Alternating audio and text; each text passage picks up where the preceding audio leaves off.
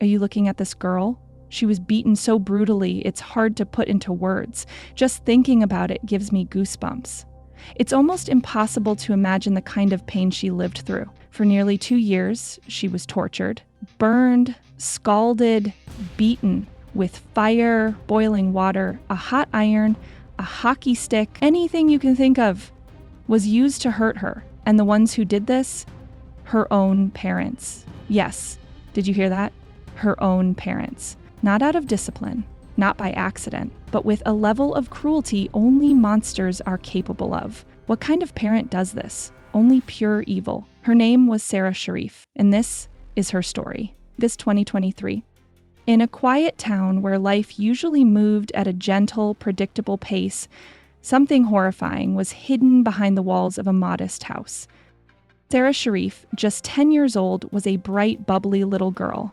She loved to sing, dance, and dream. She used to laugh without fear, strum a ukulele, and dance like the world was hers. Her dream? To one day appear on the X Factor. But cruelty crushed that dream. This is her story.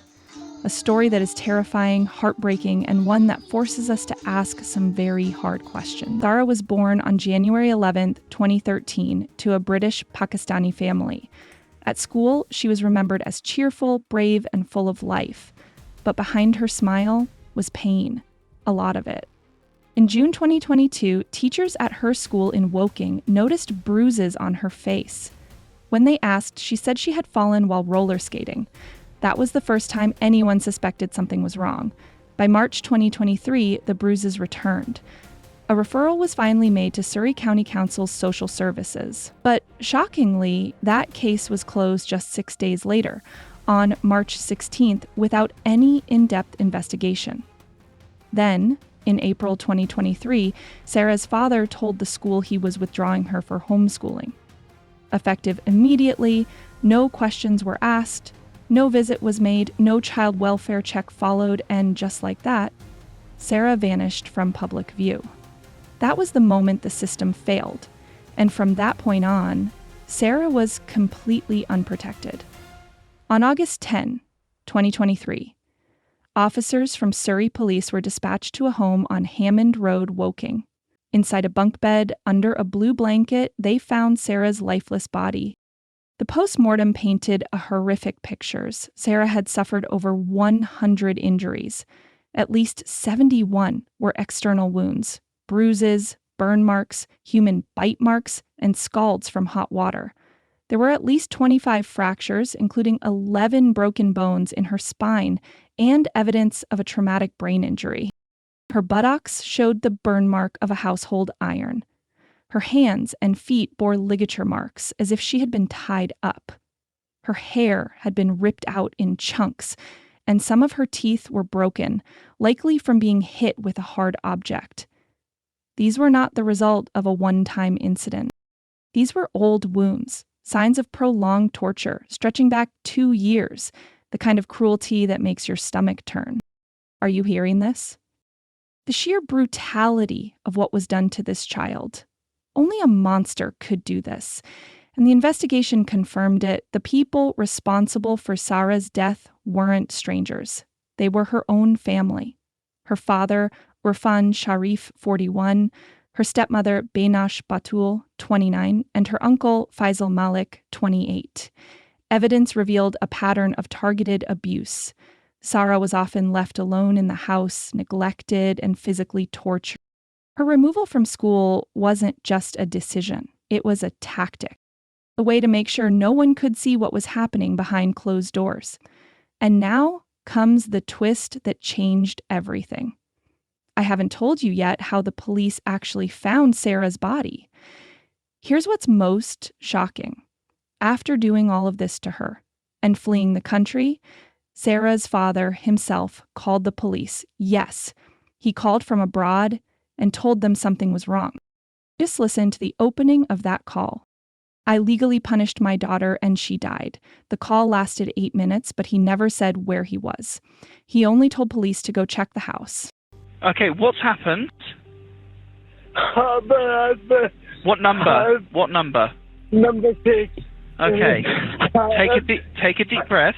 Take a deep breath and tell me what's happened. I cannot. I physically punished my daughter and she died. I left home in a panic. God, she is allowed at home. I need you to take a breath because I cannot understand what you're saying, okay?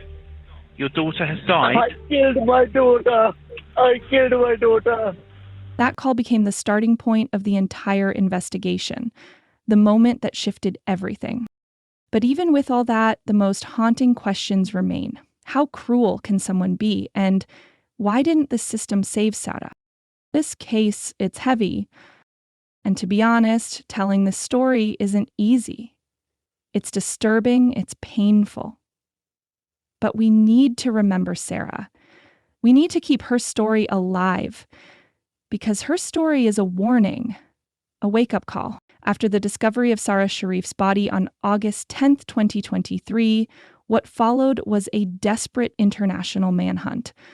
Sara had been left behind, lifeless, while her family had already fled. The urgent question, where were they, and could they be brought to justice? Immediately after discovering Sara's body, Surrey police identified 3 key suspects: her father, Urfan Sharif, her stepmother, Beinash Batool, and her uncle, Faisal Malik, 28. Shockingly, they had fled the UK the day before Sara's body was found, August 9, along with 5 of Sara's younger siblings, and boarded a flight to Pakistan. The story spread fast. What began next was an international search effort, stretching from the streets of Woking to the alleys of Jhelum. On September 12, 2023, Pakistani police raided the home of a man named Mohammed Sharif, Sara's grandfather, in Jhelum. There, they found all 5 surviving children safe and in good condition. But the 3 suspects? Still on the run. Then came the moment of breakthrough. September 13th, 2023. Exactly 34 days after Sara's body was found, the fugitives returned. Urfan, Beinash, and Faisal boarded a flight from Sialkot, Pakistan, to the UK via Dubai. And as soon as their plane landed at Gatwick Airport, within just 7 minutes, police boarded the aircraft and arrested all 3 suspects. Gatwick Airport became the line they couldn't cross, the point where their escape ended and justice began. But what happened after the arrest? Initially, all 3 suspects gave no comment interviews. Please, could you introduce yourself? What's your name? So my name is Beinash Batool. And you are about to be interviewed for the offence of murder. What's your understanding of murder? What's your understanding of that offence? Killing someone. Yeah. Okay, so it's intentionally killing somebody. Okay, in very simple terms. Okay, that's the offence for which you've been arrested for, and that's the offence for which we're going to speak to you about. All right. What happened to Sara? No comment. What did you see? No comment. Whose choice was it? How you left Sara? No comment. You know, Dawn's just said, as you said in the video, you want to come back to the UK, clear your name in the UK courts. Well, here we are. This is the start of the process. So why would you not speak to us now? No comment. Who did that to Sara? No comment. Do you love Sara? No comment. Did you care about her at all? No comment. But over time, cracks began to form. Urfan Sharif later admitted to beating Sara, but insisted it was discipline, not an attempt to kill her. He had even left a written confession beside her body that read, "It's me. I beat my daughter to death. I didn't mean to kill her. I just lost control." Still, he pointed fingers at others, blaming both Beinash and Faisal for playing a role. Beinash Batool denied involvement at first, but the evidence was overwhelming. Over 100 wounds, burns, broken bones, and bruises. Eventually, the silence couldn't hold. Faisal Malik, who lived in the same house, confessed something chilling. He knew something was wrong with Sara, but chose not to intervene. "I thought it was a family matter," he said. "I didn't want to interfere." That statement would later define the core of the prosecution's case. Willful ignorance is not innocence.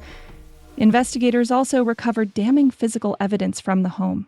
Ropes with ligature marks matching Sara's wrists, a metal iron, and a cricket bat, all used in the ongoing abuse. Neighbors later confirmed hearing screams and crying from the house, but no one stepped in. It was a failure not just of the family, but of the system and the community. It's hard to hear and even harder to understand. How could anyone do this to a child? And worse, how did they nearly get away with it? But their arrests brought a fragile hope that maybe, just maybe, justice would follow.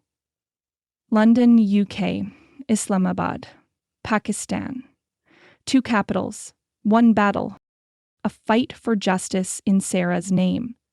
After their arrest at Gatwick, the legal process began. In November 2023, the Crown Prosecution Service, CPS, and Surrey Police formally charged the trio with murder, Section 1 of the Murder Act 1965, child cruelty under the Children Act 1989, conspiracy to cause grievous bodily harm. But their extradition to the UK wasn't straightforward. Since they had fled to Pakistan and there was no formal extradition treaty between the two countries, British officials had to rely on diplomatic pressure, international cooperation, and the mounting evidence. In early 2024, after months of negotiation and media attention, Pakistani authorities allowed them to return to the UK voluntarily. By June 2024, they appeared at the Old Bailey, London's Central Criminal Court, for trial. Their defense? Urfan's lawyers claimed he only meant to discipline Sara. They said the written confession was made under fear and panic. Beinash and Faisal tried to distance themselves, saying it was Urfan who beat Sara and they merely stood by. But the prosecution had built a powerful case, over 100 distinct injuries, the weapons used, rope, iron, cricket bat, and the heartbreaking testimony of neighbors who heard the screams and never saw Sara again. The trial ran through November 2024, and the verdict came in December. The courtroom was silent as the judge read the sentence. Urfan Sharif, life imprisonment, minimum term 40 years. Beinash Batool, life imprisonment, minimum term 33 years. Faisal Malik, 16 years for allowing Sara's death and failing to intervene. Judge Justice Kavanaugh called it one of the most grotesque crimes against a child in recent British history. The torture Sara endured is a stain on any society that claims to be civilized. In court, Sara's biological mother, who now lives in Poland, wept as she addressed the killers. "My daughter will never come back, but I hope none of you ever walk free again." And yet, even after justice was served, the questions still echo. Why wasn't Sara saved in time? Why didn't the community speak up? How many other children are still invisible? This case was more than a tragedy. It was a warning, a gut-wrenching reminder that systems fail when people stop paying attention. The case of Sara Sharif shook not just the UK, but the world. We saw Urfan Sharif, Beinash Batool, and Faisal Malik sentenced to life in prison. Justice was served, at least in court. But the questions didn't stop there. What went wrong? And more importantly, what have we learned? Public outrage and national reckoning in the aftermath of Sara's death and the long trial, a wave of grief and outrage swept across the UK. On social media, justice for Sara began to trend. People wrote, "Why didn't we save her? Where were we when she needed us most?" Child protection experts, families, and citizens called out Surrey police and social services, especially for their failure to act after the March 2023 referral. Why was the case closed just 6 days later? The outrage wasn't just online. Across towns and cities, candlelight vigils were held, posters appeared on walls, windows, and school gates. "No more Saras, protect our children." It was more than mourning, it was an awakening. This case, it's emotional, it's personal, and for many of us, it left scars that words can't heal. But Sara's story is also a lesson, one we must carry with us. Because the most terrifying truth is, child abuse doesn't always happen in dark alleys. Sometimes it happens inside the home, behind locked doors, at the hands of those meant to protect. That's why we, all of us, have a role to play. In our communities, in our schools, in our neighborhoods. If something feels off, don't stay silent. If a child looks scared, hurt, or withdrawn, say something. Report it, act on it, because silence lets monsters walk free. This is how we honor Sarah, not with words, but with vigilance. This is how we keep her memory alive. And so, from me to you, as a friend, stay awake. Child abuse is far more common than we like to admit, and the only way to stop these tragedies is together. So if this story moved you, share it. Like it, comment on it, talk about it. Subscribe to the channel, because this is just the beginning. Together, we can raise awareness. Together, we can protect the next child. And this is our promise to Sara.